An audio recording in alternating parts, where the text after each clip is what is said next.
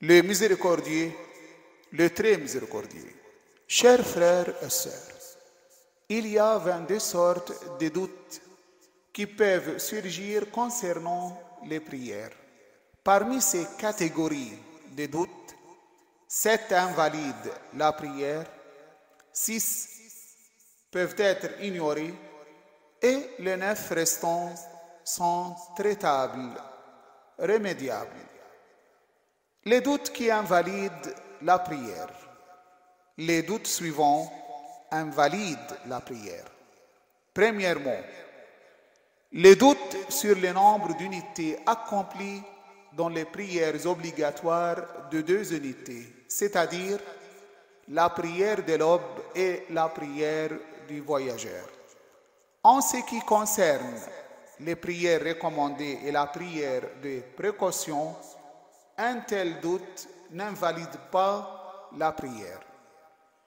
Deuxièmement, les doutes sur le nombre d'unités accomplies dans la prière de 3 unités, la prière du crépuscule. Troisièmement, lorsque celui qui prie doute s'il a accompli une unité ou plus lors d'une prière de 4 unités. Quatrièmement, lorsque dans une prière de 4 unités, celui qui prie doute, avant de commencer la deuxième prosternation d'une unité, s'il a déjà accompli 2 unités ou plus. Cinquièmement, le doute entre 2 et 5 unités ou entre 2 et plus de 5 unités. Sixièmement, le doute entre 3 et 6 unités ou 3 et plus de 6 unités. Septièmement, le doute entre 4 et 6 unités ou 4 et plus de 6 unités. Si l'un de ces doutes qui invalide la prière surgit dans l'esprit de celui qui est occupé à prier, il vaut mieux qu'il ne rompe pas sa prière si le doute persiste.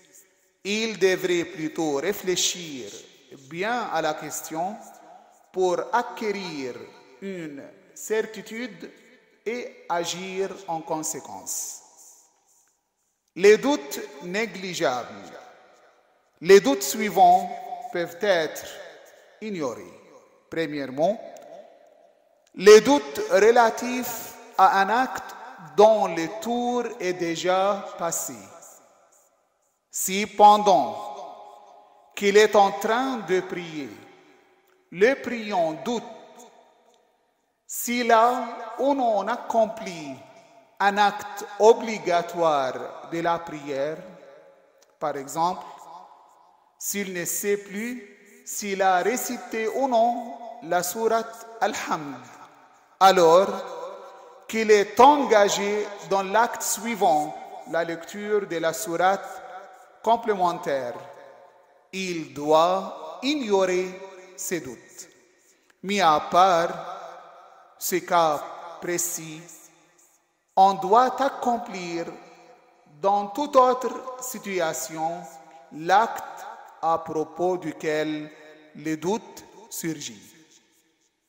Deuxièmement, le doute après la salutation, at-taslim. Lorsque quelqu'un doute après la salutation de la prière, s'il a accompli celle-ci correctement ou non, ou lorsqu'il doute s'il a accompli l'inclination ou non, ou s'il a accompli 4 ou 5 unités dans le cas d'une prière de 4 unités, il doit ignorer ses doutes. Mais si les 2 termes de l'alternative résultant du doute entraînent l'invalidité de la prière, par exemple, lorsque dans le cas d'une prière de 4 unités, on doute si on a accompli 3 ou 5 unités, la prière sera évidemment invalidée. Troisièmement, Les doutes relatifs après l'horaire prescrit pour la prière. Si quelqu'un doute après que l'horaire de la prière a déjà été dépassé, il n'est pas nécessaire de la faire. Ou s'il pense qu'il ne l'a pas accompli, il n'est pas nécessaire de la faire. Toutefois, au cas où son doute surgirait avant l'expiration de l'horaire prescrit pour cette prière, il devrait la faire, quand bien même il penserait l'avoir vraisemblablement accompli. Quatrièmement, les doutes de celui qui a tendance à trop douter, كثير الشك. Si quelqu'un a tendance à douter très souvent, c'est-à-dire plus qu'une personne normale, pour avoir un esprit troublé ou instable, peut ignorer les doutes surgis lors de ses prières. Une personne normale qui doute au moins une fois sur chaque 3 prières doit ignorer son doute. Cinquièmement, les doutes de l'imam et du ma'moum, c'est lui qui prie derrière l'imam.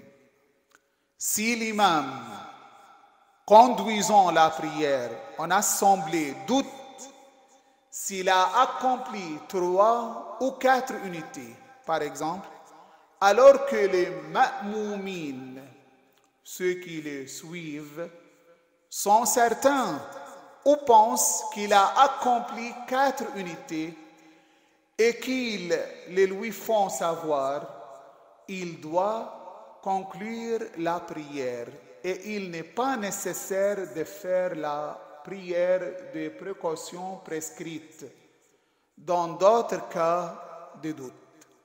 Et si l'imam est certain ou pense qu'il a accompli un nombre déterminé d'unités, alors que les ma'moum doutent de ce nombre, ce dernier doit négliger son doute au profit de la certitude de l'imam.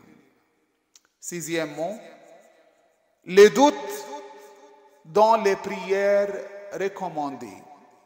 Si celui qui prie doute du nombre d'unités qu'il a déjà accompli, par exemple 2 ou 3 unités lors d'une prière recommandée, celle accompagnant la prière de l'aube, par exemple, 2 unités, et que le chiffre supérieur de 2 termes de l'alternative résultant du doute constitue un excès qui invaliderait normalement la prière, par exemple accomplir 3 unités dans une prière de 2 unités, il doit présumer qu'il a accompli le nombre inférieur de 2 termes, ici 2 et non 3.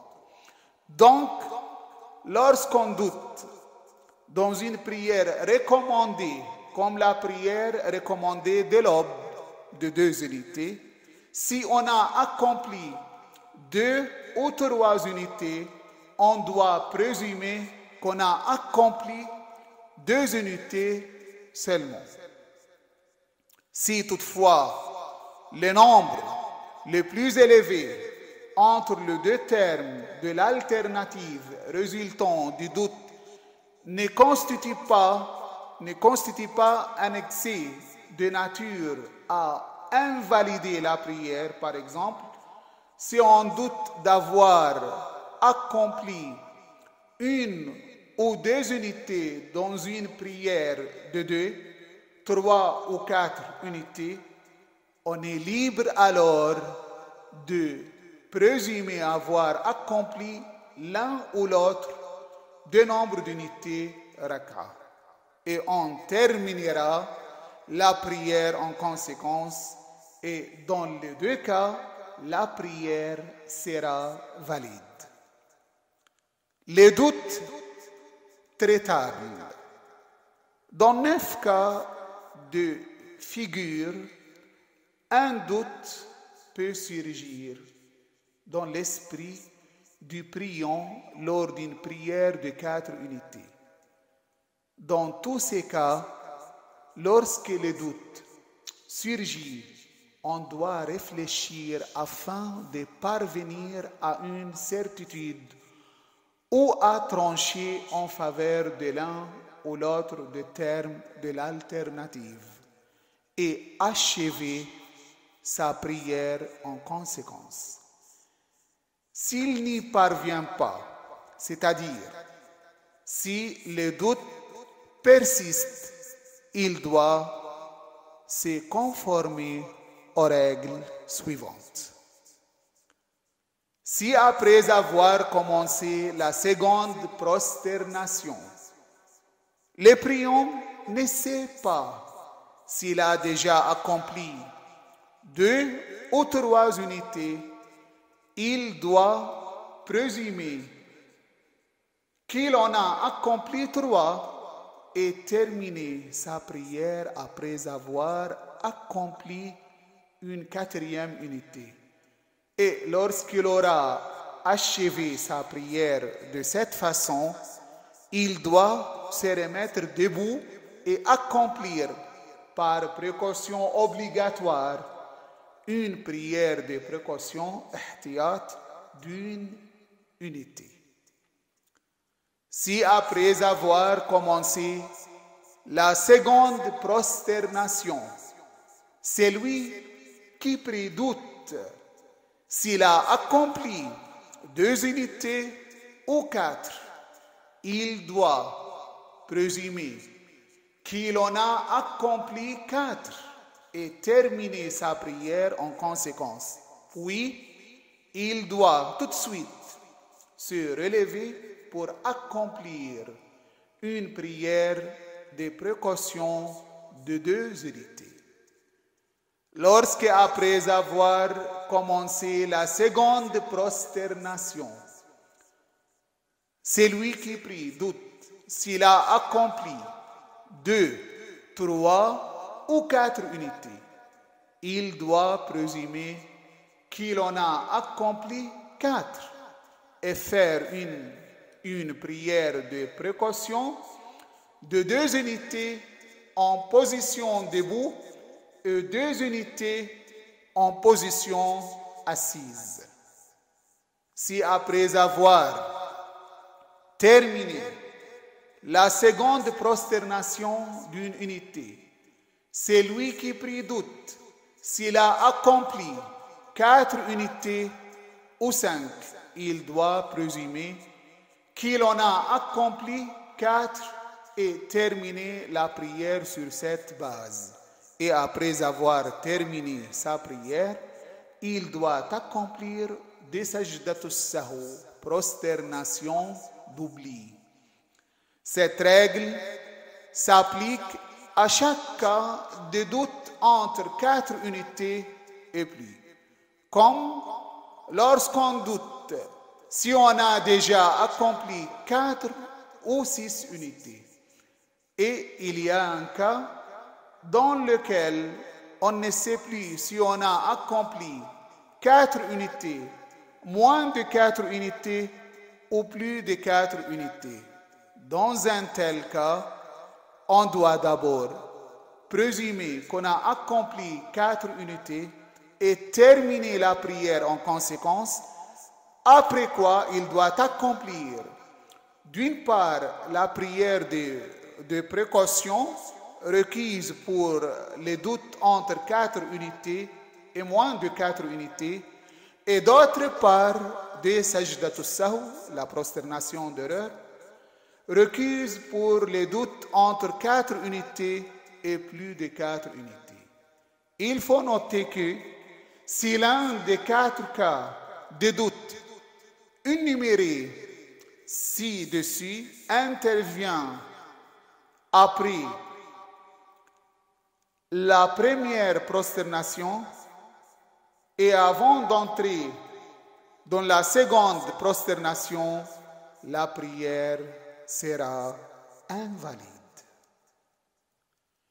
Chaque fois que pendant la prière, quelqu'un doute s'il a accompli 3 unités ou 4, il doit présumer qu'il en a accompli 4 et terminer en conséquence sa prière.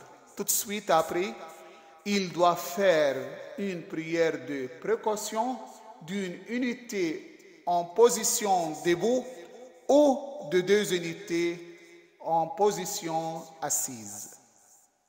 Lorsque quelqu'un doute alors qu'il se trouve en position debout, qiyam, s'il a accompli 4 unités ou 5, il doit s'asseoir et réciter l'attestation at-tashahhud et la salutation at-taslim pour conclure la prière.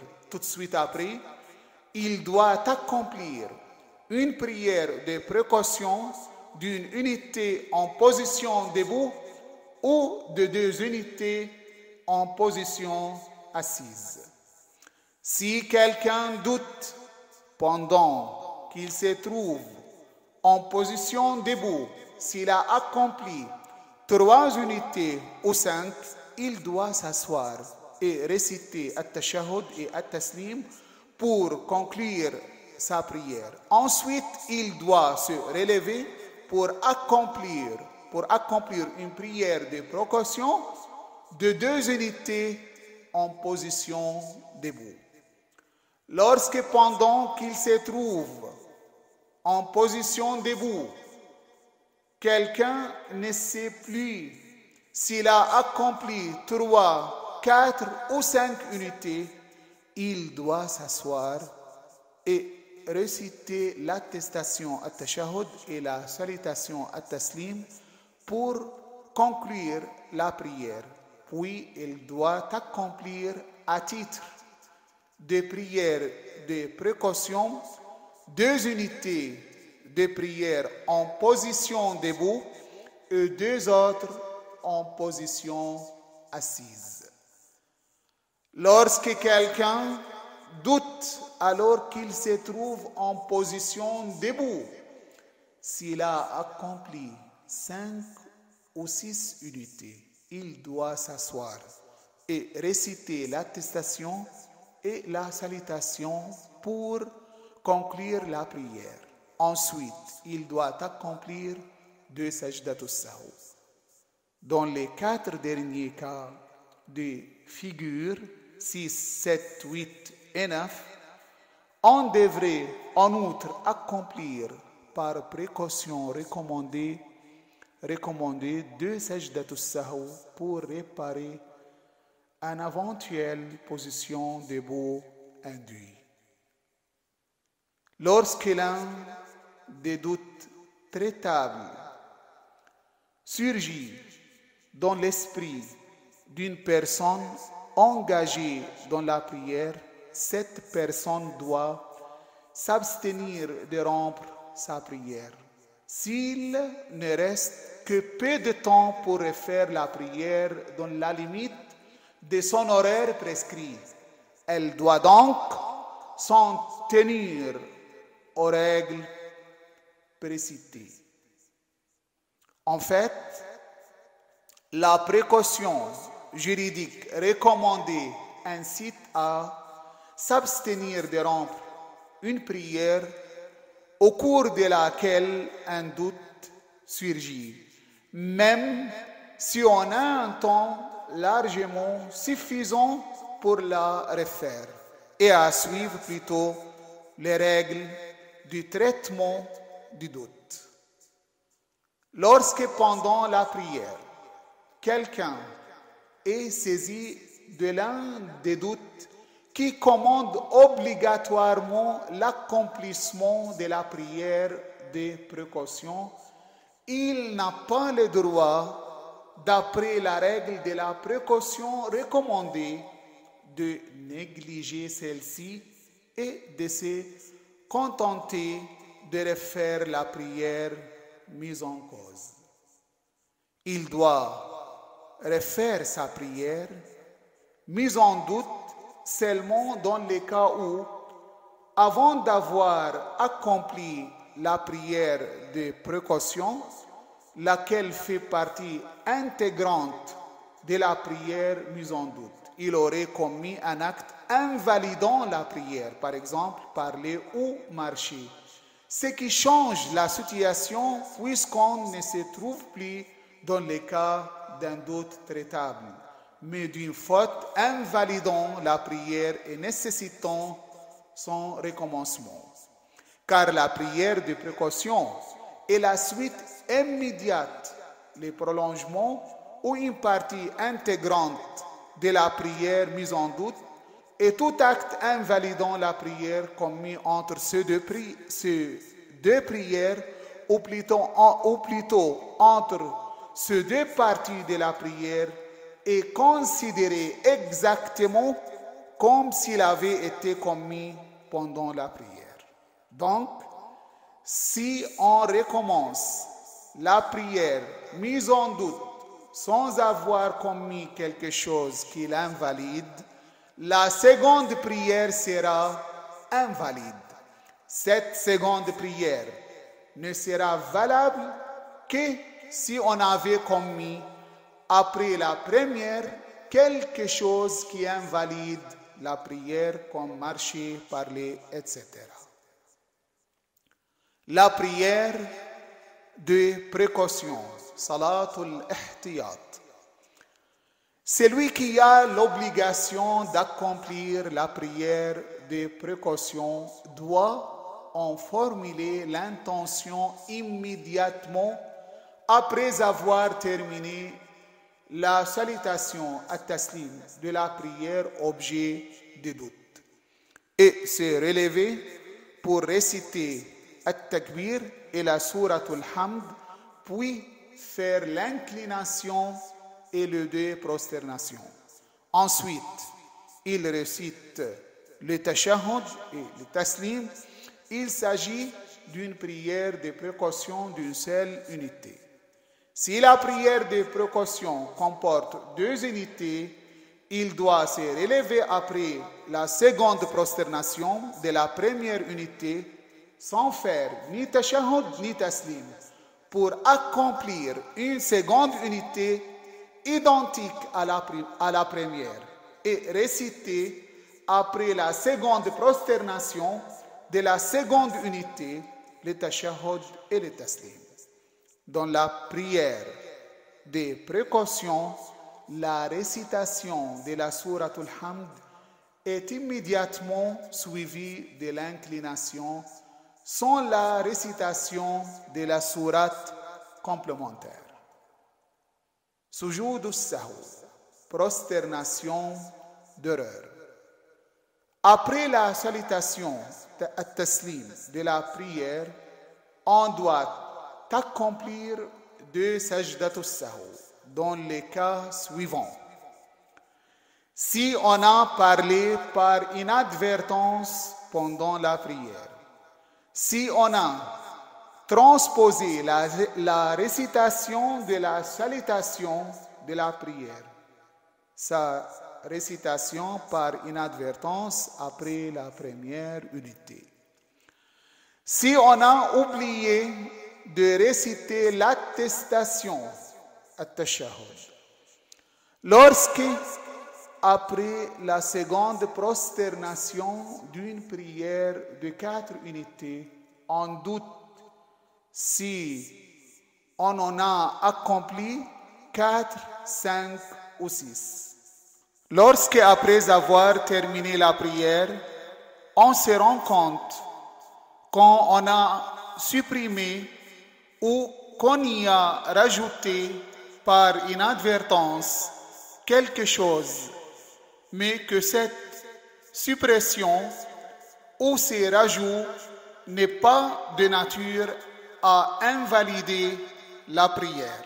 Si on a oublié d'accomplir une prosternation, si on s'est assis par erreur au lieu de se mettre debout pendant la récitation de la sourate Al-Hamd ou de la sourate complémentaire par exemple.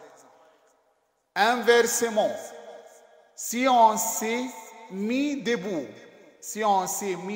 par erreur, alors qu'il aurait fallu être assis pendant le tashahhud par exemple. Dans tous ces cas de figure, on doit, sur la base de l'obligation recommandée, accomplir 2 prosternations.